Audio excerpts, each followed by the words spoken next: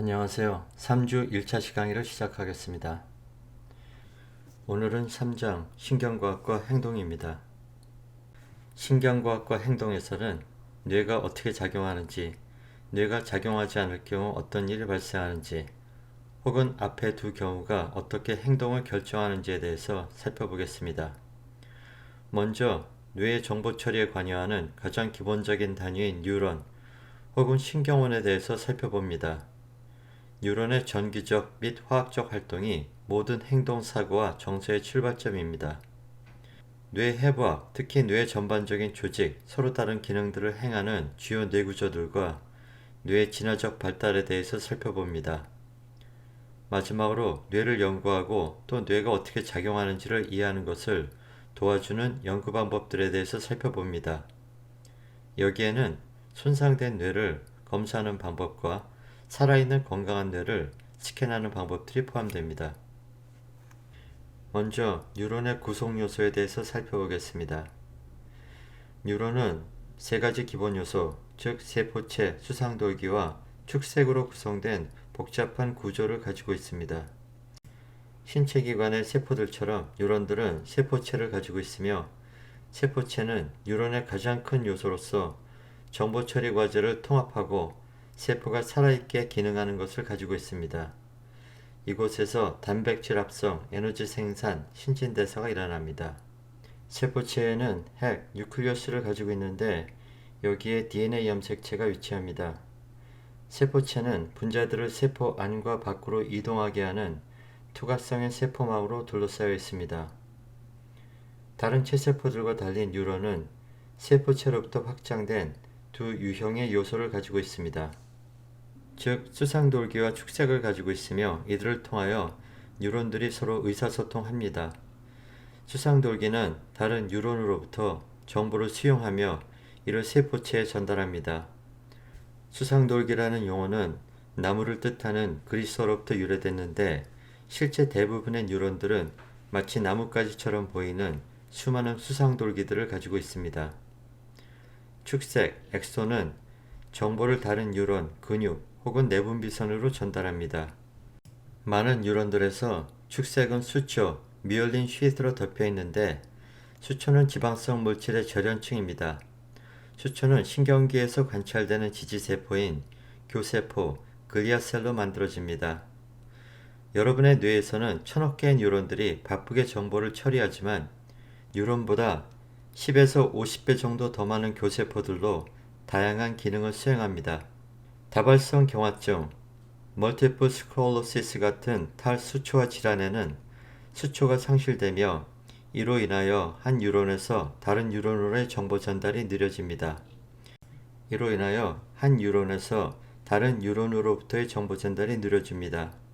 이 결과 다양한 문제들, 즉 사지의 감각 상실, 부분적 시력 상실, 협응 운동의 어려움 등이 초래됩니다. 한 뉴런의 축색과 다른 뉴런의 수상돌기 혹은 세포체 사이에 작은 틈이 존재합니다. 이 틈이 시냅스, 즉 한 뉴런의 축색과 다른 뉴런의 수상돌기 혹은 세포체 사이의 접합 부위입니다. 여러분 뇌에 있는 1000억 개의 뉴런들 중 많은 뉴런들이 수천 개의 시냅스 접합을 가지고 있기 때문에 대부분 성인 뇌에는 100조에서 500조의 시냅스가 존재한다는 것은 정말 놀라운 일입니다. 곧 살펴보시겠지만 시냅스를 통한 정보 전달이 뉴런들 사이의 기본적 의사소통 수단이며 우리가 이로 말미암아 생각하고 느끼고 행동하게 됩니다. 다음으로 뉴런의 주요 유형에 대해서 살펴보겠습니다. 세 가지 주요 뉴런 유형들이 있는데 각 유형의 뉴런은 독특한 기능을 행합니다. 감각 뉴런, 센서리 뉴런은 외부 세계로부터 정보를 수용하고 이 정보를 촉수를 통하여 뇌로 전달합니다. 감각 뉴런들은 자신들의 수상돌기 끝에 특별한 구조를 가지고 있으며 이를 통하여 빛, 소리, 접촉, 맛과 냄새에 관한 신호를 수용합니다. 예를 들어 우리들 눈에 위치하는 감각 뉴런의 끝부분에는 빛에 민감합니다. 운동 뉴런, 모터 뉴런은 신호를 촉수로부터 근육으로 전달하여 운동이 일어나게 합니다. 이 뉴런들은 종종 긴 축색을 가지고 있어서 신체 말단의 근육까지 연결됩니다. 신경계의 대부분은 세 번째 유형의 뉴런, 즉 계제 뉴런, 인터뉴런으로 구성되어 있는데 계제 뉴런은 감각 뉴런, 운동 뉴런 혹은 다른 계제 뉴런들을 서로 연결하는 기능들을 합니다. 전기적 신호는 한 뉴런 내의 정보 소통을 담당합니다. 어떻게 뉴런들이 정보를 처리하는가를 이해하는 것이 어떻게 뇌가 작동하는가를 이해하게 되는 주된 열쇠입니다. 뉴런 내 혹은 뉴런 간의 정보 소통은 두 단계, 즉 전도, 컨덕션과 전달, 트랜스미션으로 진행됩니다. 첫 번째 단계는 전기적 신호가 뉴런 내에서 비교적 먼 거리, 즉 수상돌기에서 세포체, 나아가서는 축색으로 전도되는 것입니다.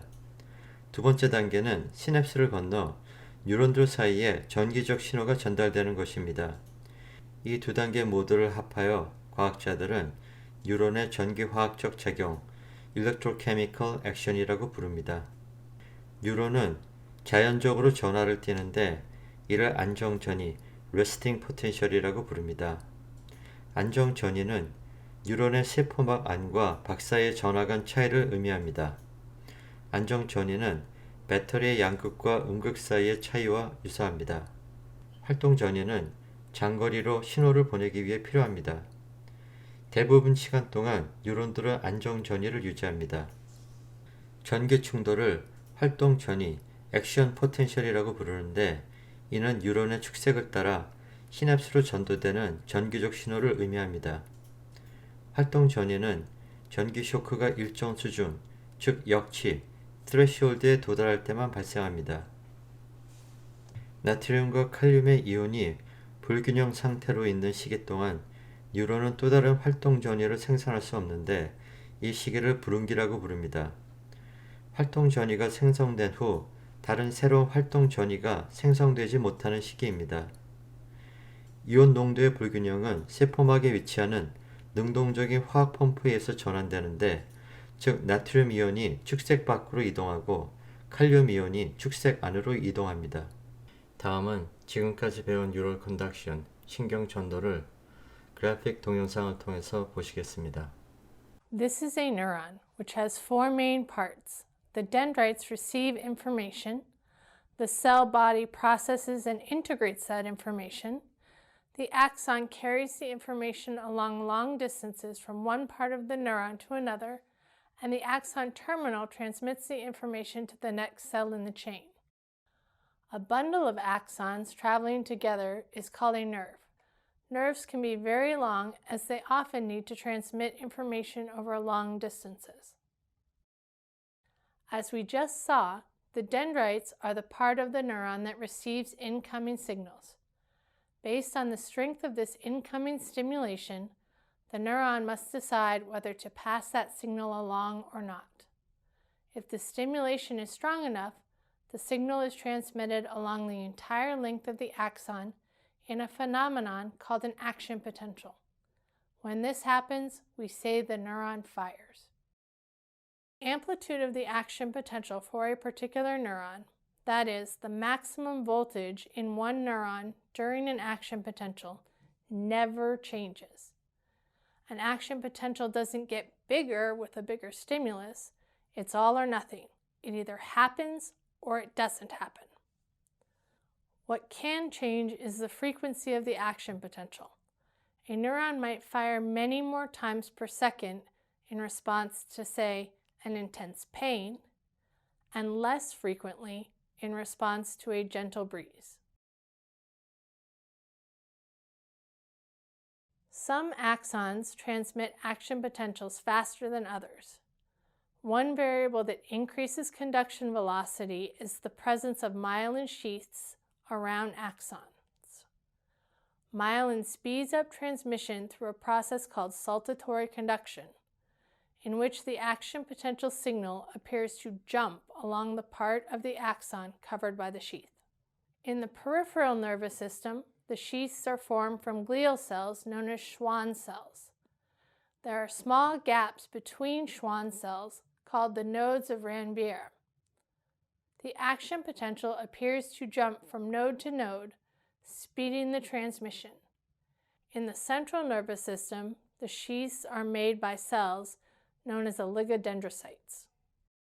To review, with no stimulus, the membrane is at its resting potential.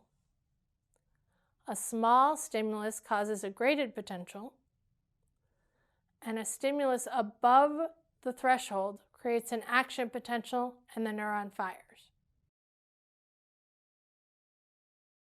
이번에는 전기적 신호의 두 번째 단계인 시냅틱 트랜스미션에 대해서 배우도록 하겠습니다.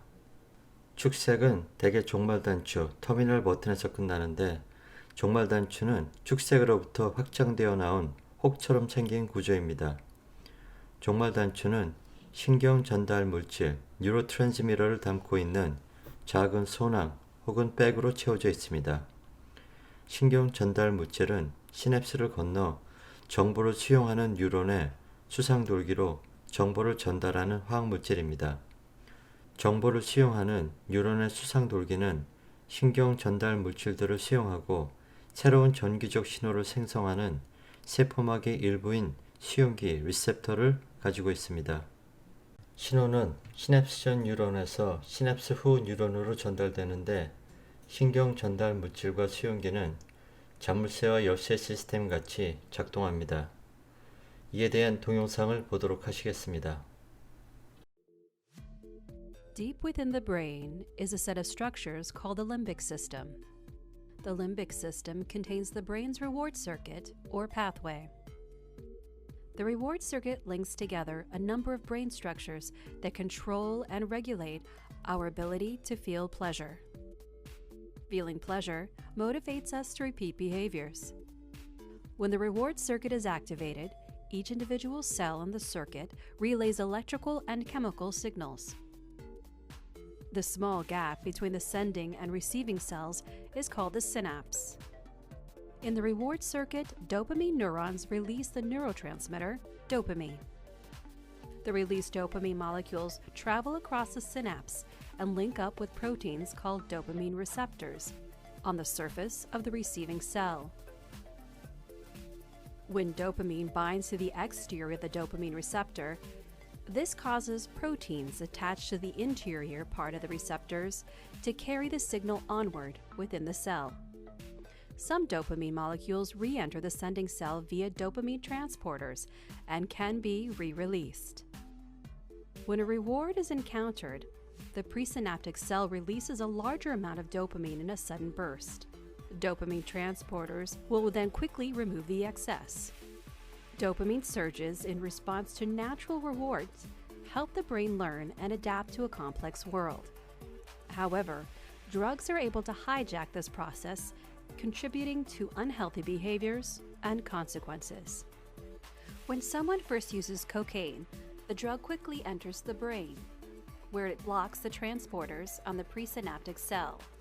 Since dopamine cannot re-enter the presynaptic cell, it begins to accumulate in the synapse, where it can reach abnormally high levels and remain there much longer than usual.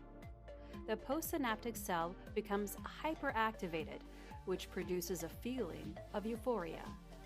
This creates an incredibly powerful association between cocaine and pleasure, making a person want to repeat the experience. 방금 전 보신 동영상에서의 신경 전달 물질은 도파민이었습니다.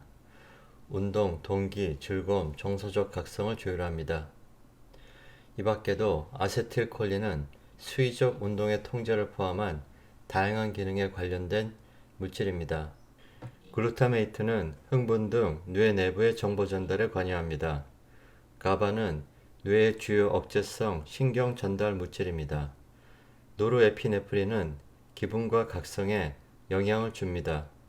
세레토닌은 수면 조절과 각성, 섭식, 공격적 행동의 통제에 관여합니다. 엔돌핀은 뇌의 통증 경로와 정서센터에 영향을 미치는 화학물질입니다. 동영상에서 보신 도파민 외의 물질은 코케인인데 이것은 마약의 일종입니다. 마약은 신경 전달 물질을 증가, 간섭 또는 모방함으로써 신경계에 영향을 미칩니다. 효능제는 애고니스트로 신경 전달 물질의 활동을 증가시킵니다. 기량제는 신경 전달 물질의 기능을 차단합니다. 그러나 모든 효능제와 기량제가 마약은 아닙니다. 예를 들면 니코틴은 효능제고 카페인은 기량제에 해당이 됩니다. 다음은 약이 우리 뇌에 어떤 영향을 미칠 수 있는지에 대해서 동영상을 보시도록 하겠습니다. Most people will take a pill, receive an injection, or otherwise take some kind of medicine during their lives. But most of us don't know anything about how these substances actually work. How can various compounds impact the way we physically feel, think, and even behave? For the most part, this depends on how a drug alters the communication between cells in the brain. There are a number of different ways that can happen. But before it gets into the brain, any drug must first reach the bloodstream on a journey that can take anywhere from seconds to hours, depending on factors like how it's administered. The slowest method is to take a drug orally, because it must be absorbed by our digestive system before it takes effect. Inhaling a drug gets it into the bloodstream faster. And injecting a drug intravenously works quickly too, because it pumps the chemicals directly into the blood. Once there, the drug quickly reaches the gates of its destination, the brain. The entrance to this organ is guarded by the blood-brain barrier, which separates blood from the nervous system to keep potentially dangerous substances out. So all drugs must have a specific chemical composition, which gives them the key to unlock this barrier and pass through. Once inside, drugs start to interfere with the brain's normal functioning by targeting its web of neurons and synapses. Neurons are brain cells that have a nucleus, dendrites, and an axon. Synapses are structures placed along the dendrites or the axon, which allow the exchange of electrochemical signals between neurons. Those signals take the form of chemicals called neurotransmitters. Each neurotransmitter plays different roles in regulating our behaviors, emotions, and cognition, but they all work in one of two ways. They can either inhibit the receiving neuron, limiting its activity, or excite it, creating a new electrochemical signal that spreads throughout the network. Any leftover neurotransmitter usually gets degraded or reabsorbed into the transmitting neuron. A drug's effectiveness stems from its ability to manipulate these synaptic transmissions at different phases of the process. That results in an increase or a decrease in the amount of neurotransmitters being spread. For instance, common antidepressants, like SSRIs, stop the reabsorption of serotonin, a neurotransmitter that modulates our moods. This effectively pushes more of it into the neural network. Meanwhile, painkillers, like morphine, raise levels of serotonin and noradrenaline, which regulate energy, arousal, alertness, and pleasure. Those same neurotransmitters also affect endorphin receptors, reducing pain perception. And tranquilizers work by increasing the production of GABA to inhibit neural activity, putting the person in a relaxed or sedated state. What about illegal or illicit drugs? These have powerful impacts on the brain that we're still trying to understand. Crystal meth, an amphetamine, induces a long-lasting release of dopamine, a neurotransmitter linked with the perception of reward and pleasure. It also activates noradrenaline receptors, which increases the heart rate, dilates pupils, and triggers the body's fight or flight response. Cocaine blocks the reuptake of dopamine and serotonin, pushing more into the network where they boost energy, create feelings of euphoria, and suppress appetites. And hallucinogenic drugs have some of the most puzzling effects. Substances like LSD, mescaline, and DMT all block the release of serotonin, which regulates mood and impulsivity. They also have an impact on the neural circuits involved in perception, learning, and behavioral regulation, which may explain why these drugs have such powerful impacts. Even if some of these effects sound exciting, there are reasons why some of these drugs are highly controlled and often illegal. Drugs have the power to alter the brain's chemistry, and repeated use can permanently rewire the neural networks that support our ability to think, make decisions, learn, and remember things. There's a lot we still don't know about drugs and their effects, both the good and the bad. But those we do know about are the ones we've studied closely and turned into effective medicines. As our knowledge grows about drugs and the brain, the possibilities will also increase for treating the many medical problems that puzzle researchers today. 이번 시간의 수업을 통해서 여러분들은 인간이 느끼고 생각하고 행동하는 것들이 이러한 생물학적인 뉴런과 깊은 관련이 있다는 것을 알게 되었을 것입니다. 다음 어펜딕스에서는 How do nerves work? 신경은 어떻게 동작하는지에 대해서 오늘 배운 수업을 총정리하는 시간을 갖도록 하겠습니다. 여기까지 시청하신 것으로 이번 차수 수업은 출석이 인정됩니다. How do nerves work? Are nerves simply the wires in the body that conduct electricity like the wires in the walls of your home or in your computer? This is an analogy often made, but the reality is that nerves have a much more complex job in the body. They are not just the wires, but the cells that are the sensors, detectors of the external and internal world, the transducers that convert information to electrical impulses, the wires that transmit these impulses, the transistors that gate the information and turn up or down the volume, and finally, the activators that take that information and cause it to have an effect on other organs. Consider this. Your mother gently strokes your forearm and you react with pleasure.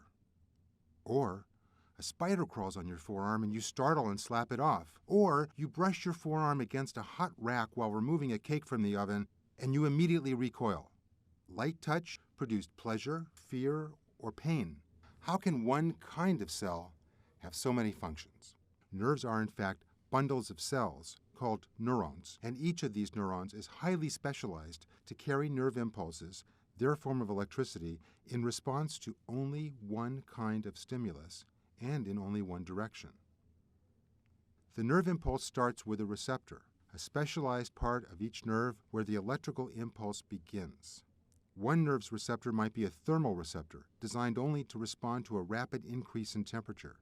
Another receptor type is attached to the hairs of the forearm, detecting movement of those hairs, such as when a spider crawls on your skin.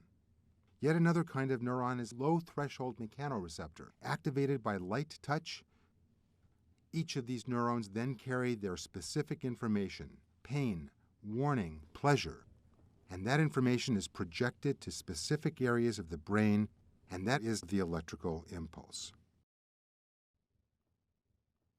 The inside of a nerve is a fluid that is very rich in the ion potassium. It is 20 times higher than in the fluid outside the nerve, while that outside fluid has 10 times more sodium than the inside of the nerve.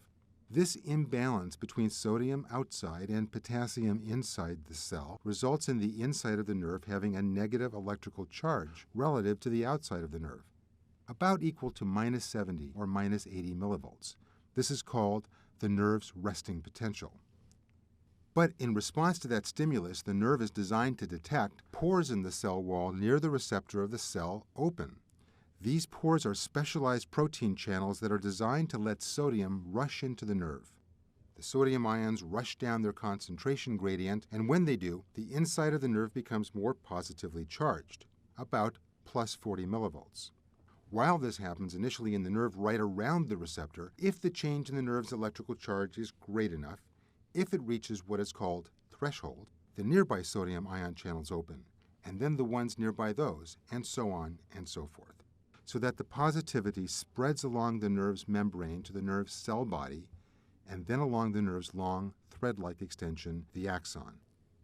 Meanwhile, potassium ion channels open, potassium rushes out of the nerve, and the membrane voltage returns to normal, actually overshooting it a bit. And during this overshoot, the nerve is resistant to further depolarization. It is refractory, which prevents the nerve electrical impulse from traveling backwards. Then, ion pumps pump the sodium back out of the nerve and the potassium back into the nerve, restoring the nerve to its normal resting state. The end of the nerve, the end of the axon, communicates with the nerve's target. This target will be other nerves in a specialized area of the spinal cord to be processed and then transmitted up to the brain. Or the nerve's target may be another organ, such as a muscle. When the electrical impulse reaches the end of the nerve, small vesicles or packets containing chemical neurotransmitters are released by the nerve and rapidly interact with the nerve's target. This process is called synaptic transmission. because the connection between the nerve and the next object in the chain is called a synapse. And it is here, in this synapse, that the neuron's electrical information can be modulated, amplified, blocked altogether, or translated to another informational process.